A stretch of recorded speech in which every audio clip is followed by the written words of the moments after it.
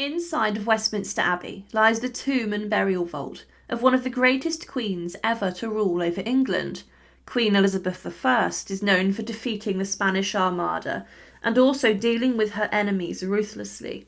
But her death also marked the end of the Tudor era, a dynasty which would become the most infamous in the history of England.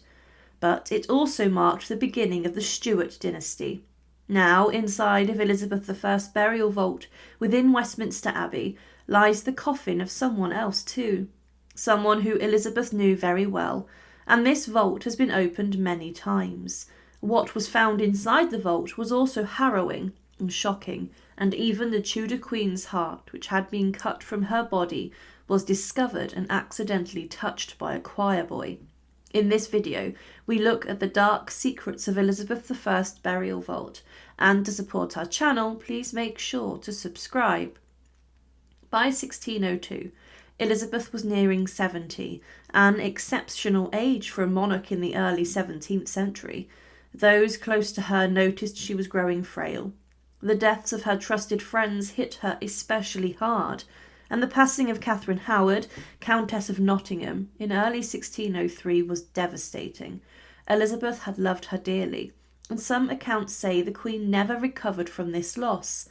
After Nottingham's death, she became withdrawn and melancholy. Her physical health also worsened, and Elizabeth suffered from swelling in her legs, likely dropsy, a condition caused by heart or kidney failure. She was increasingly weak and struggled to eat, yet she refused medical treatment or bed rest.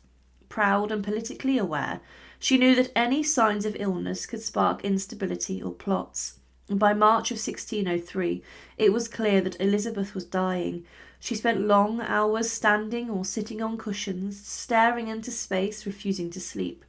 Members of her court described her as restless, stubborn, and unwilling to lie down. This behaviour has puzzled historians, but many believe she feared that once she took to her bed, she would never rise again.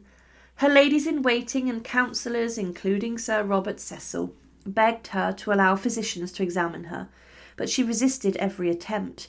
She had always distrusted doctors, and at the end she seemed determined to let nature take its course. As her strength faded, her mind wandered. She spoke little, and when she did it was often vague, but she remained politically sharp enough to understand that England needed a clear successor. For decades she had refused to name one, keeping Europe guessing. Now on her deathbed she finally broke her silence. The Privy Council needed confirmation of her wishes. When pressed, Elizabeth made a gesture that answered the question without speaking. She raised her hand to indicate James VI of Scotland, the son of Mary, Queen of Scots. This symbolic act paved the way for a peaceful transition and the beginning of the Stuart era. On March 24th, 1603, at Richmond Palace, Queen Elizabeth I died quietly in the early hours of the morning. She was 69 years old. No dramatic final words were recorded. Instead, she slipped away, surrounded by her women, after a long and exhausting struggle. Her death ended the Tudor dynasty, which had begun with her grandfather, Henry VII, over a century earlier. Despite the sadness of her final days, she left behind a kingdom stronger, more stable, and more confident than it had ever been when she inherited it in 1558. Elizabeth's funeral on the 28th of April 1603 was one of the grandest seen in England. Her coffin, covered in purple velvet, was carried through London from Whitehall to Westminster Abbey. A life-sized effigy of the Queen lay on top, dressed in her robes of state, sceptre in hand. Crowds lined the streets to mourn the only monarch many had ever known. She was processed to Westminster Abbey and was buried inside of the abbey to begin with in a different vault. She was interred within the vault of King Henry VII, her grandfather. Let's now look into the dark secrets. Now, after her funeral, King James I, her successor, ordered a large tomb to be made for Elizabeth out of respect. She was then to be interred underneath this. Today, this is Elizabeth I's final resting place, but she was exhumed and her coffin was removed from Henry VII's vault. This was done years after, so her remains may have decayed slightly when this happened.